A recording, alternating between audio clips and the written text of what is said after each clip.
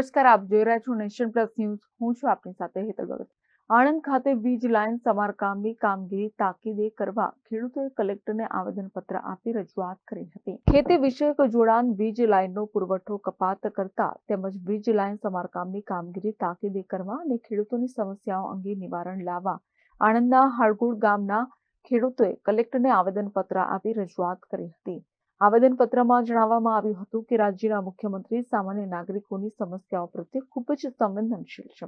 ત્યારે આણંદ તાલુકાના વડોદ ખાતે આવેલ જેટકો સબસ્ટેશનના વીજ કર્મચારીઓ ખેડૂતોની સમસ્યા સાંભળવા કે યોગ્ય પ્રત્યુત્તર આપવામાં મનસ્વી વર્તાવ થતો ન હોવાની વ્યાપક ફરિયાદો ઉઠી છે.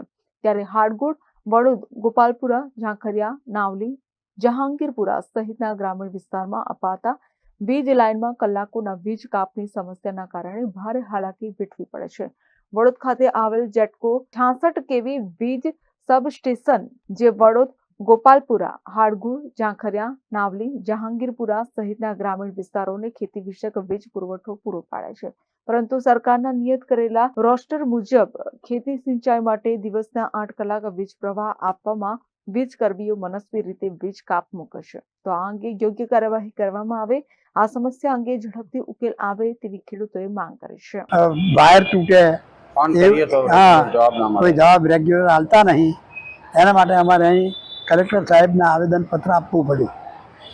કલેક્ટર સાહેબ દ્વારા તમને શી બાંહેધરી આપવામાં આવી? અમને કલેક્ટર સાહેબે એવું કહ્યું કે હું વડોદરા ઝોનમાં તમારી ફરિયાદ નોંધાવું છું અને તમને તમારી ફરિયાદ સ્વાગતની મિટિંગમાં તમને બોલાવીશું સ્પેશિયલ, એટલે તે દિવસે તમે રૂબરૂ બધી રજૂઆત કરજો. આણંદથી દિનેશ પટેલની સાથે Hiren Shah, nation plus news Khambhat. સમાચારોના સતત અપડેટ મેળવવા માટે અમારી નેશન પ્લસ ન્યૂઝની યુટ્યુબ ચેનલને સબસ્ક્રાઇબ કરો, બેલ આઇકન દબાવો અને જોડાયેલા રહો ફેસબુક, ઇન્સ્ટાગ્રામ અને ટ્વિટર પર.